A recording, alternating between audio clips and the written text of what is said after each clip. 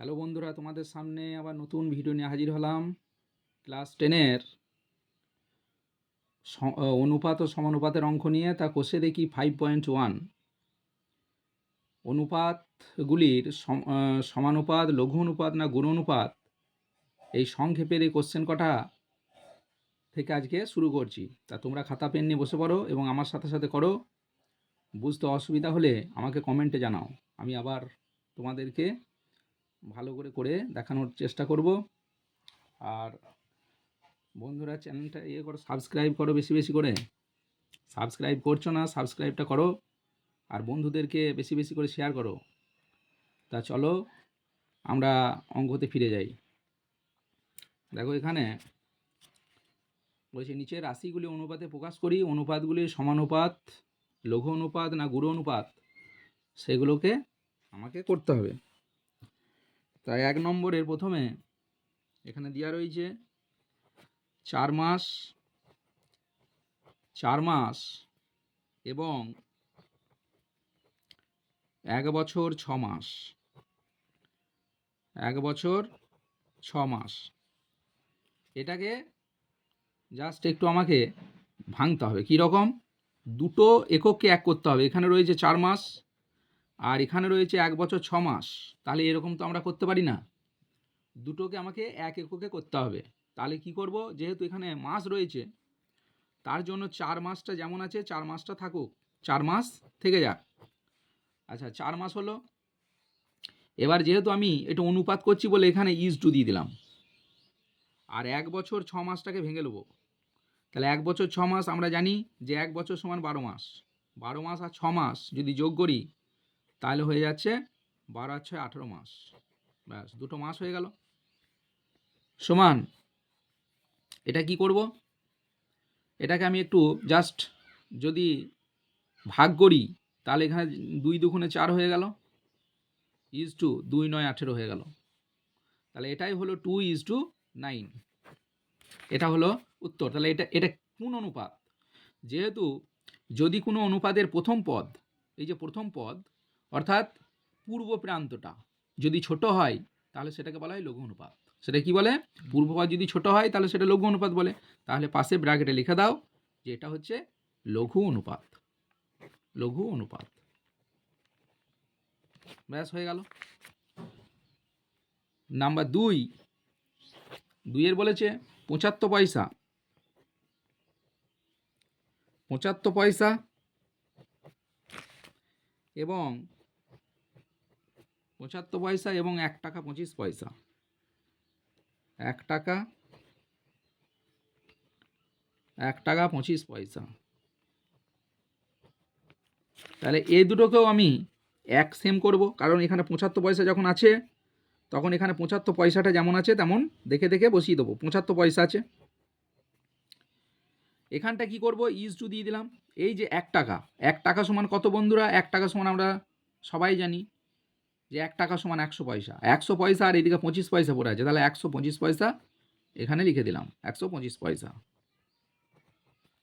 এবার কি হবে, এবার এটাকে দেখছি যে 5 দিয়ে ভাগ করলে দুটো কি কিন্তু মিলবে। তাহলে 5 15 75 ইজ টু 5 15 75 আর 5 দুগুণে 10, 5 5 25। এখন একটু কাটাকাটি যাবে, কারণ দেখতে পাচ্ছি এখনও মিলে যাবে 5 দিয়ে। 5 3 15, 5 5 25, আর যাবে না। তাহলে হলো 3:5।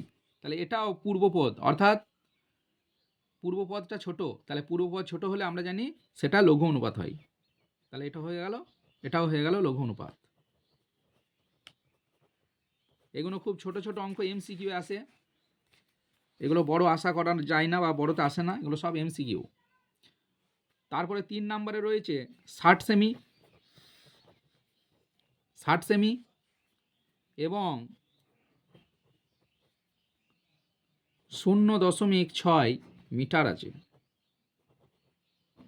তাহলে এখানে যে দুটো একক রয়েছে, একটা হচ্ছে সেমি একক আছে, একটা হচ্ছে মিটার। তাহলে আমি কি করব, আগের মতোই হয় দুটোকেই সেমি করতে হবে, না হয় দুটোকেই মিটার করতে হবে।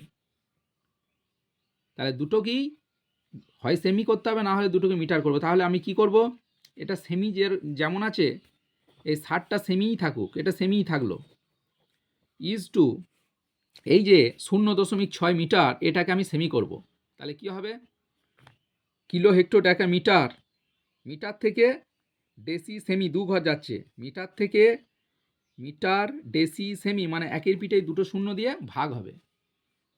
মিটার থেকে সেমিতে যাচ্ছি, মিটার থেকে সেমিতে যাচ্ছি, সরি মিটার থেকে তো সেমিতে যাচ্ছি, তাহলে মিটার থেকে সেমিতে গেলে 100 দিয়ে গুণ হবে।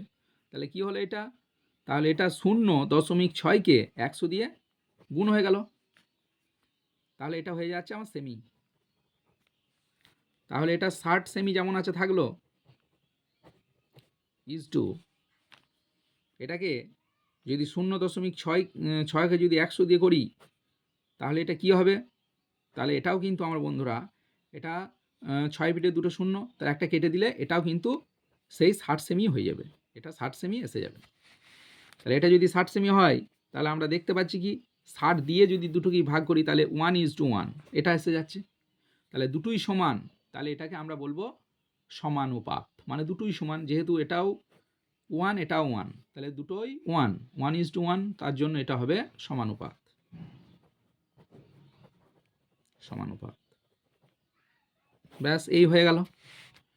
তারপরে 4 নম্বরে চলো, শেষ অঙ্ক 4 নম্বরে কি বলেছে, 1.2 কিগ্রা ও 60 গ্রাম এটা রয়েছে।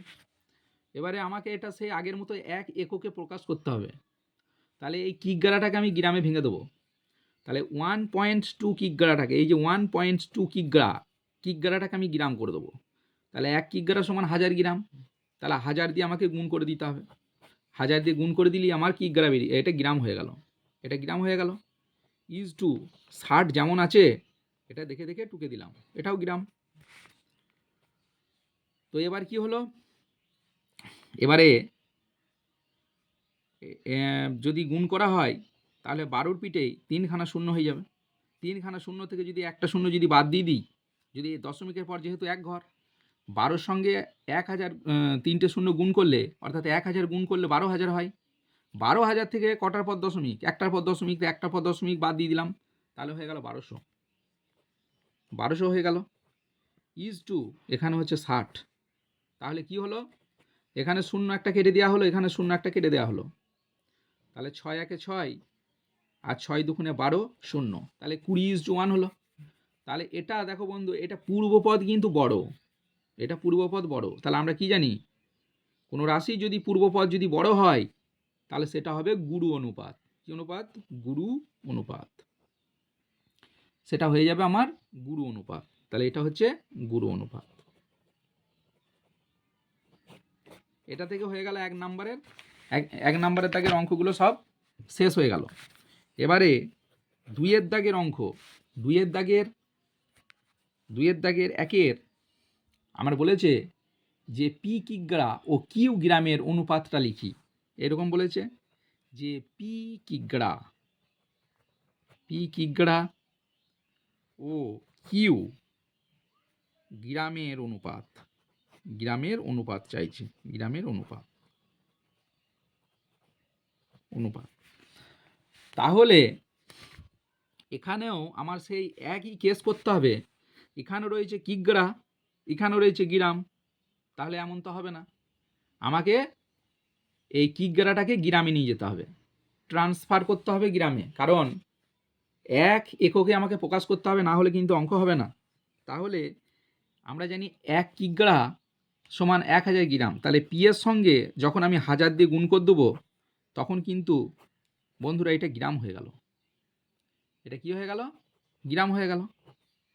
ও কিউটা যেই রকম গ্রাম আছে এমনটাই থাকলো, না তেমনটা থাকলো, মানে এটা থাকলো, তাহলে 1000কে যদি পি দিয়ে গুণ করি তাহলে হবে 1000 পি ইজ টু কিউ, তাহলে এটাই বন্ধুরা হয়ে গেল অনুপাত, এই যে একটা এই জায়গাটা একটা এই যে হয়ে যাচ্ছে, এটা হয়ে গেল একটা অনুপাত, পি কিগ্রা ও কিউ গ্রামের অনুপাতটা হবে 1000 পি ইজ টু কিউ, এটাই উত্তর। 2 নম্বরেরটা বলেছে এক্স দিন ও জেড মাসের জেড মাসের মধ্যে অনুপাত নির্ণয়। অনুপাত নির্ণয় সম্ভব হবে? সম্ভব হবে, এটা জানতে চাইছে যে এক্স দিন আর জেড মাসের মধ্যে অনুপাত নির্ণয় সম্ভব হবে। নির্ণয় সম্ভব যখন হবে তখন আমাকে কি করতে হবে, এক এককে প্রকাশ করতে হবে। এখানে যেহেতু এক্স দিন আছে আর জেড মাস আছে, এর মধ্যে অনুপাত নির্ণয় সম্ভব হবে কখন, যখন এক এককে প্রকাশ করা যাবে। তাহলে এখানে এক্স দিন আর এটা মাস, তাহলে এক্স দিনটা রইলো আর জেড মাস, তার মানে হচ্ছে কত দিনে মাস, 30 দিনে মাস। তাহলে 30-এর সঙ্গে জেড মাস গুণ করলে অনুপাতটা সম্ভব হবে। তাহলে এটা সম্ভব হবে, এটা লিখে দিতে হবে যে এখানে এক্স দিনটা যেমন আছে থাকলো, এক্স দিন থাকলো ইজ টু এখানে জেড মাস। তাহলে জেড মাসটাকে যখন আমি দিন করব তখন কি 30 দিনে এক মাস, 30 দিনে এক মাস, তখন বন্ধুরা এটা কিন্তু দিন হয়ে গেল, এটা দিন হয়ে গেল, এটা কিন্তু আর মাস নেই, দিন করে দিই। তাহলে এটা হয়ে গেল এক্স ইজ টু এখানে হচ্ছে 30 জেড এটা। তাহলে এটা কিন্তু এইভাবে করলে আমাদের কিন্তু অনুপাত নির্ণয় সম্ভব হবে। এটা আমাদের এটা হচ্ছে অনুপাত নির্ণয় সম্ভব। তাহলে তাহলে এটা অনুপাত নির্ণয় সম্ভব, এটা নির্ণয় সম্ভব হবে, লিখে দিয়েছি ওপরে। আচ্ছা,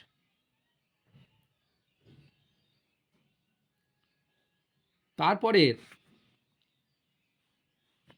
3-এরটা বলেছে একটি অনুপাত তার ব্যস্ত অনুপাত, একটি অনুপাত তার ব্যস্ত অনুপাত, ব্যস্ত অনুপাতের মিশ্র অনুপাত কি ধরনের অনুপাত হবে নির্ণয় করি। একটি অনুপাত যদি হয়, যদি আমরা যে কোনো একটা অনুপাত ধরি, তার ব্যস্ত অনুপাত যদি করি তাহলে উল্টে যায়, আর ব্যস্ত অনুপাত যখন উল্টে যাবে সেটার যদি আবার মিশ্র অনুপাত করি তাহলে সেই অনুপাতটা হবে সমানুপাত।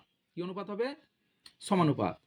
যেহেতু এটা এখানে একটা যদি আমি একটা অনুপাত ধরি, যে একটি অনুপাত হয়তো ধরলাম, আমি মনে করি 2:3 একটা অনুপাত ধরলাম, 2:3 একটা অনুপাত ধরলাম।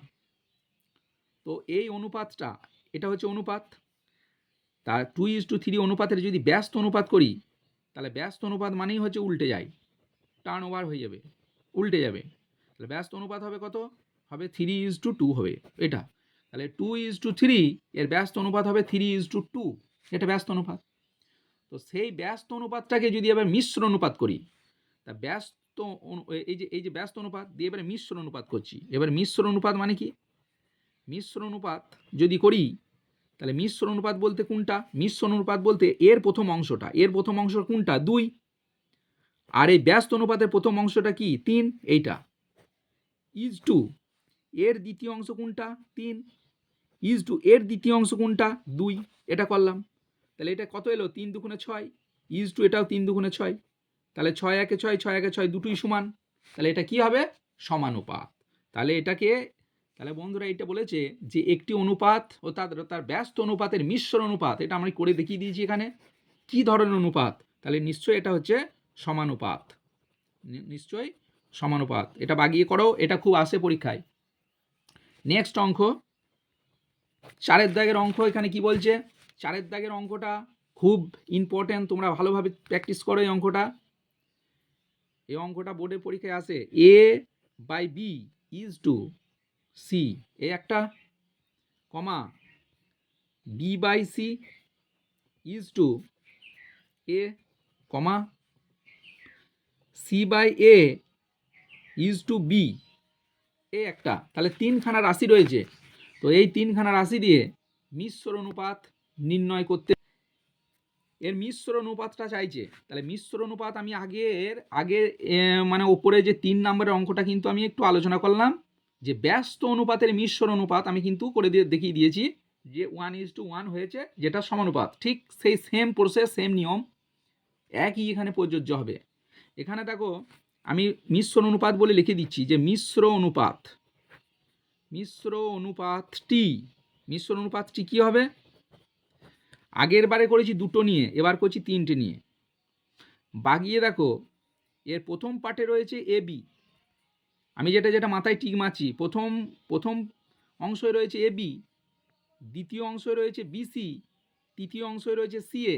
এই তিনটেকে এক কাছে করব। কি কি বললাম ফের বলছি, এবি প্রথম অংশ রয়েছে, ইনটু দ্বিতীয় অংশ কে রয়েছে বিসি, ইনটু তৃতীয় অংশ কে রয়েছে সিএ। এটাকে ব্র্যাকেটে ভরলাম, দিয়ে ইজ টু দিলাম। তারপর দ্বিতীয় অংশে কে কে রয়েছে দেখো, আবার আমি দেখাইছি। দ্বিতীয় অংশ রয়েছে সি, এর রয়েছে এ, এর রয়েছে বি, এটা লিখলাম সি ইন্টু এ ইন্টু বি। ব্যাস, এবার কি হবে একটু কাটাকাটি করি চলো। এর বি কেটে যাচ্ছে ওপর নিচেই, এর সি কেটে যাচ্ছে ওপর নিচেই, এর এ কেটে যাচ্ছে ওপর নিচে, মানে কি এক রয়েছে। ইজ টু এখানে কে পড়ে রয়েছে, এখানে সঙ্গে এ বি সি পড়ে রইলো, তাই এটাই বন্ধুরা উত্তর। 1:a,b,c হবে এর মিশ্র অনুপাত। তাহলে মিশ্র অনুপাত কি হচ্ছে 1:a,b,c, এটা হবে অ্যান্সার। তারপরের অঙ্কটা, তারপরের V1 অঙ্কটা, এখানে ওই টাইপেরই অঙ্ক বলেছে ব্যস্ত অনুপাতগুলির যৌগিক অনুপাত নির্ণয় করি। মিশ্র অনুপাত যৌগিক অনুপাত একই, একদম সেম প্রসেস, সেম নিয়ম, কোনো কিছু প্রযুক্ত নয়। এখানে x square is to y z by x, এই একটা রাশি। আর তারপরে রয়েছে y square is to z x by y, এই একটা রাশি। তারপরে রয়েছে z square is to y x by z. এই তিনটে রাশি ব্যস্ত অনুপাতগুলির ব্যস্ত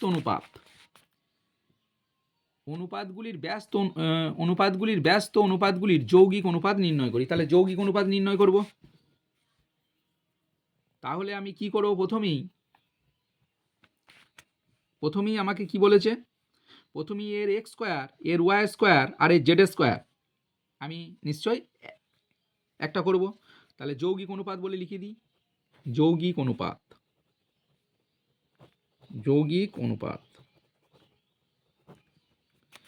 এখানে এর প্রথম অংশ কোনটা রয়েছে, এর প্রথম অংশ রয়েছে এক্স স্কোয়ার, ইন্টু এর প্রথম অংশ কোনটা রয়েছে ওয়াই স্কোয়ার, ইন্টু এর প্রথম অংশ রয়েছে জেড স্কোয়ার। এই তিনটাকে আমি ব্র্যাকেটের মধ্যে ভরে দিলাম। আর এর দ্বিতীয় অংশ কি রয়েছে y z by x, into এর কি রয়েছে z x into y by y, এর কি রয়েছে ওয়াই এক্স ইন্টু জেড, এটাও কিন্তু ব্র্যাকেট করে দিলাম। এবারে দেখা যাবে যে এর মধ্যে একটু আমার কাটাকাটি আসবে। কি আসবে, এর এক্স এর সঙ্গে এর এক্স কেটে যাচ্ছে, এর ওয়াই এর সঙ্গে এর ওয়াই কেটে যাচ্ছে, আর এর জেড এর সঙ্গে এর জেড কেটে যাচ্ছে। তাহলে এখানে কে কে পড়ে রয়েছে x square into y square into z square is to এর কে কে পড়ে রয়েছে, এর পড়ে রয়েছে এক্স ওয়াই জেড, এর পড়ে রয়েছে x into y into z পড়ে রয়েছে। তাহলে এটা সব দুটো করে, এর দুটো এক্স দুটো ওয়াই দুটো জেড, এর একটা এক্স একটা ওয়াই একটা জেড, তাহলে কি হবে, তাহলে এখান থেকে যদি করি তাহলে নিশ্চয়ই এর এক্স ওয়াই জেড আছে, এরকম করে করি তাহলে বোঝা যাবে বেশি ভালো করে। এর ওপরে x square into y square into z square by দিয়ে নিচেই করলাম x into y into z. তাহলে এর জেড কেটে গেল, একটা জেড পড়ে থাকলো, এর ওয়াই কেটে গেল, একটা ওয়াই পড়ে থাকলো, এর এক্স কেটে গেল, একটা এক্স পড়ে থাকলো। তাহলে কি হলো বন্ধুরা, ওপরে পড়ে রইল এক্স ওয়াই জেড, আর নিচেই পড়ে রয়েছে নিশ্চয়ই এক, নিচেই কি পড়ে রয়েছে এক। তাহলে এটা হয়ে যাবে x y z is to 1, এটাই হয়ে গেল আমার অ্যান্সার। এই অঙ্কগুলো শেষ হয়ে গেল। এইবারে 3 দাগের যেটা নিয়ে আলোচনা হবে, সেই 3 দাগের অঙ্কটা বলেছে মিশ্র অনুপাত বা যৌগিক অনুপাত নির্ণয় করি। মিশ্র অনুপাত বা যৌগিক অনুপাত নির্ণয় করি।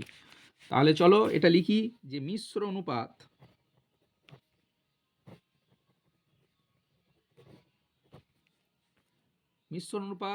বা যৌগিক অনুপাত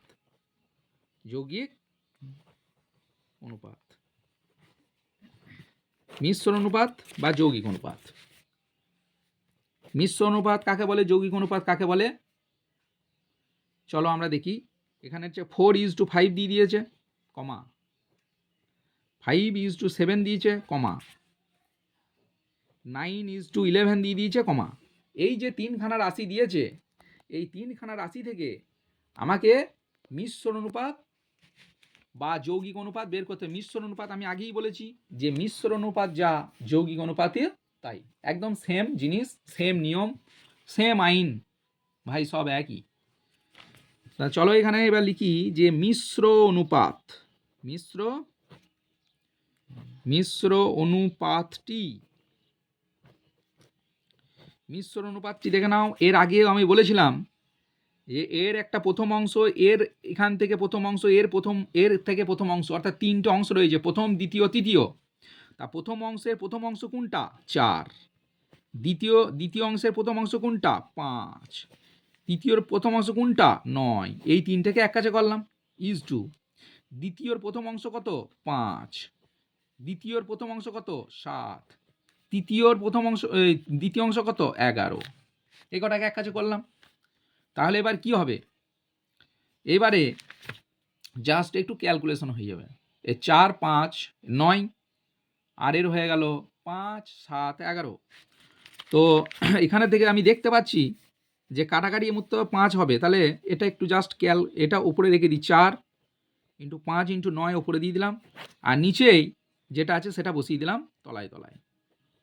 এবার এখান থেকে সুবিধাটা কি হলো, কাটাকাটি করব বলে, তো এর 5-এর সঙ্গে এর 5 কেটে দাও। আর কোনোটাই কাটবে, আর কোনোটাই কাটবে না। তাহলে উপরে কি পড়ে রয়েছে, 9 আর 4। তাহলে 9 আর 4টা কিসে রয়েছে, গুণে রয়েছে। তাহলে 9 4 36। আর নিচে 11 আর 7 কিসে রয়েছে, গুণে। 11 7 77। এটাই হচ্ছে ব্যাপার। তাহলে আমি যদি এটাকে জাস্ট সাজিয়ে লিখি, তাহলে 36:77। এটাই হয়ে যাচ্ছে আমার কিন্তু মিশ্র অনুপাত, কারণ এটা আর কিন্তু কাটবে না। 3 12 36, 3 2 6, আর কাটবে না। তাহলে বন্ধুরা এটাই হচ্ছে অ্যান্সার। এটা 1 নম্বরের অঙ্কটা হয়ে গেল, 3-এর দাগের 1 নম্বর অঙ্ক হয়ে গেল। এবার 3-এর দাগের 2 নম্বরের অঙ্কটা, 3-এর দাগের 2 নম্বরের অঙ্ক, 3-এর দাগের 2 নম্বরের অঙ্ক কি বলছে, 3-এর দাগের 2 নম্বরের অঙ্ক বলেছে x + y = x - y, কমা x² + y² = x + y তার স্কোয়ার, দে কমা, ও x² - y² তার স্কোয়ার =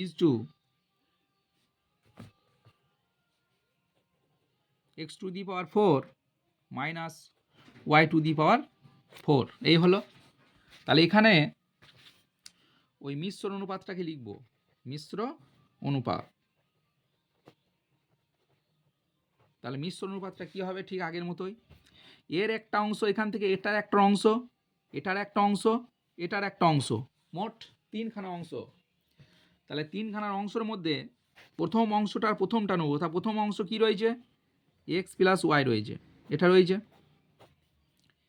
ইন্টু দ্বিতীয়র কোনটা রয়েছে, দ্বিতীয়র প্রথম অংশ কোনটা, দ্বিতীয়র প্রথম অংশ এই যে দেখতে পাওয়া যাচ্ছে, x² + y², এইটা। আচ্ছা, তৃতীয়র কোনটা রয়েছে, তৃতীয় রয়েছে x² - y², এইটা, = এইবারে প্রথমের দ্বিতীয় অংশ কোনটা রয়েছে, x - y, ইন্টু দ্বিতীয় কোনটা রয়েছে, x + y তার স্কোয়ার, ইন্টু তৃতীয় কোনটা রয়েছে, x⁴ - y⁴, এটা রয়েছে।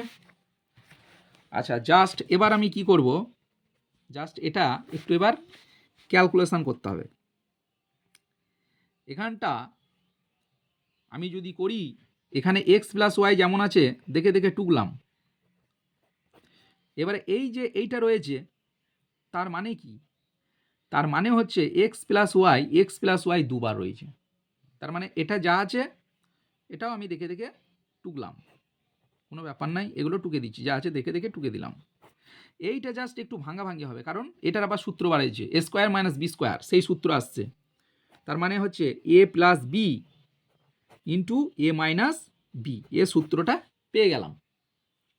আচ্ছা, এটা হলো। এবারে কি হবে, এবারে ইজ টু, এটা যেমন আছে টুকছি এক্স মাইনাস ওয়াই, এটা যেমন রয়েছে এটাকেও এক্স প্লাস ওয়াই, এটা স্কোয়ার দিচ্ছি।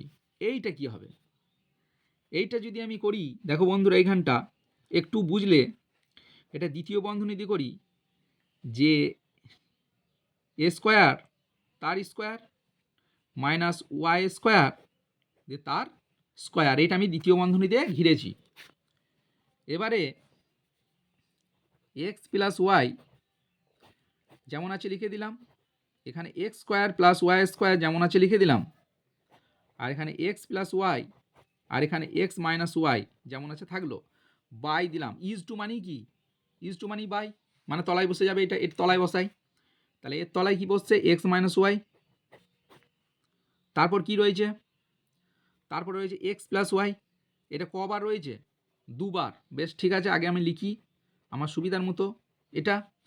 এবার দেখো বন্ধু, এটা কার সূত্র, a square minus b square, a square minus b square, তাহলে a square minus b square সূত্র কি, a plus b into a minus b, তাহলে a plus b into a minus b, তার মানে হচ্ছে x square plus y square এটা একবার, আর x square minus y square এটা একবার। বোঝা গেল? এইবারে এখান থেকে কি করব, এখান থেকে কিছু কাটাকাটি যাচ্ছে, এর এক্স মাইনাস ওয়াই কেটে যাচ্ছে, এর এক্স মাইনাস ওয়াই কেটে যাচ্ছে, ক্লিয়ার? এর x square plus y square কেটে যাচ্ছে, এর x square plus y square কেটে যাচ্ছে। বোঝা গেল কি বলতে চাইছি? আচ্ছা, তাহলে পড়ে রয়েছে কি, পড়ে রয়েছে এখানে x plus y, x plus y, তার মানে কি এক্স প্লাস ওয়াই, এই একটা এক্স প্লাস ওয়াই পড়ে রয়েছে, আর একটা এক্স প্লাস ওয়াই পড়ে রয়েছে, এক্স প্লাস ওয়াই পড়ে রয়েছে। নিচেই কে কে পড়ে রয়েছে, নিচেই পড়ে রয়েছে এক্স প্লাস ওয়াই তার স্কোয়ার, আর পড়ে রয়েছে কে x square minus y square পড়ে রয়েছে, কে পড়ে রয়েছে x square minus y square পড়ে রয়েছে। আচ্ছা, এইবারে আমি তো এইটা এইভাবে লিখতে পারি, এক্স প্লাস ওয়াই দুবার আছে মানেই তো এইটা লিখতে পারি, এক্স প্লাস ওয়াইয়ের স্কোয়ার লিখতে পারি, পারি তো? তাহলে এখানটা আমি জাস্ট আর একটু ক্যালকুলেশন একটু বড় করে করছি তোমাদের বোঝানোর জন্য, নাহলে আমি এখানেই হয়ে যেত, যেহেতু বোঝানোর জন্য করছি। এক্স প্লাস ওয়াই দুবার আছে, তার জন্য আমি কীরকম লিখতে পারি, এটা এক্স প্লাস ওয়াই তার স্কোয়ার লিখতে পারি, তার মানেই তো এইটা দুবার। আর নিচেই কী পড়ে রয়েছে এক্স প্লাস ওয়াই তার স্কোয়ার, আর কী পড়ে রয়েছে, এইটা যদি সূত্র করি তাহলে এটা পড়ে রয়েছে x square minus y square, এটা পড়ে রয়েছে, তার এটা কেটে গেল, উপরে এক পড়ে থাকলো, তাহলে উত্তর হচ্ছে কি 1:2 x square minus y square. ব্যাস, এটাই হয়ে গেল আমার অ্যান্সার। আচ্ছা, তাহলে 3 পর্যন্ত এখানে কিন্তু অঙ্ক কমপ্লিট হয়ে গেল। আজ এখান থেকেই থাকলো, পরের পার্টে তারপরে আবার 4 থেকে আলোচনা করা হবে। তোমরা ভালো করে অঙ্কগুলো প্র্যাকটিস করো, বুঝতে অসুবিধা হলে আমি বারবার বলছি আমাকে কমেন্টে জানাও, যেখানে অসুবিধা হবে আমি আবার তোমাদেরকে চেষ্টা করব সেটা ভালোভাবে বোঝানোর জন্য। আর তোমরা সাবস্ক্রাইব করে দাও চ্যানেলটা, বেশি বেশি করে বন্ধুদের শেয়ার করো, ঠিক আছে? এই পর্যন্তই আজকে থাকলো।